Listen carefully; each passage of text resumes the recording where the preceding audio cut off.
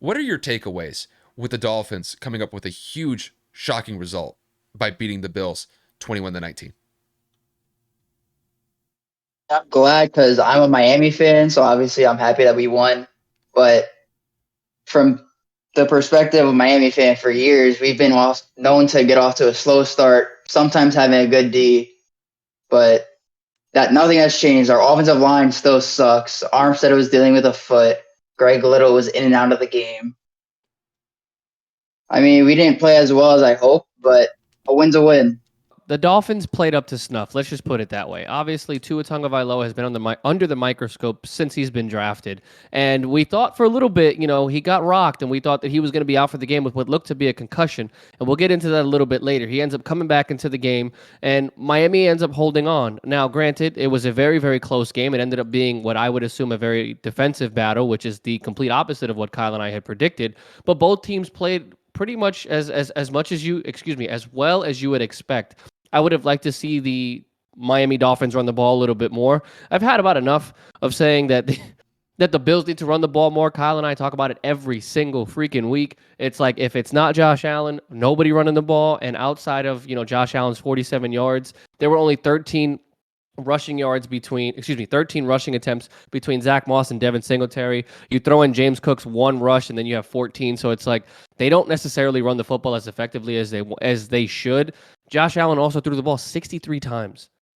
They lean on him too much. His escapability is incredible, but Miami was able to sack him 4 times. So I'm looking at this and I'm saying the Bills had a lot of opportunities. Maybe since it was a little closer, they could have leaned a little bit more on the run game to keep the secondary of Miami honest. But it really just kind of depends on how you view the game.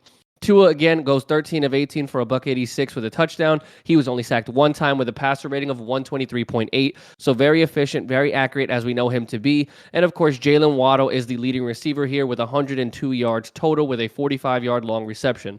So Miami moves to 3-0. They showed that they can do it consistently on all sides of the ball. The defense made stops when it needed to, and the offense got and moved the chains as efficiently as they could. But overall, I'm very surprised with the outcome. I will not lie. I will not make excuses, but Buffalo was missing a significant amount of, obviously, defensive stars. They ended up losing a couple of offensive linemen to injury during the game. And there was a little bit of a questionable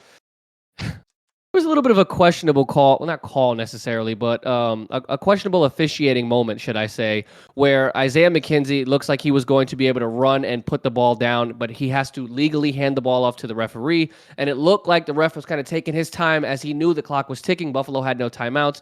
By the time the ref put the ball down, because obviously you can't snap the ball before the referee places it in the spot, the clock had expired to 0. That's one thing that I'm kind of looking at this and I'm saying referees got to do a little bit better, strictly because I believe in any situation, especially a situation where this is a game within 2 points, the refs got to move as fast as the offenses do, because it's not fair that there wasn't at least an opportunity for the kicker Bass to go out there and at least attempt to win the game for the Bills. Now, the same could be said about the Dallas game in the playoffs last year with the San Francisco 49ers, but that was a little bit more difficult.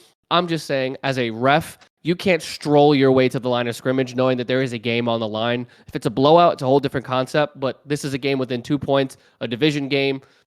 I didn't like it, but again, I'm not making excuses. Buffalo had their chances to come away with it, and Miami comes away with a 3-0 record in the AFC East.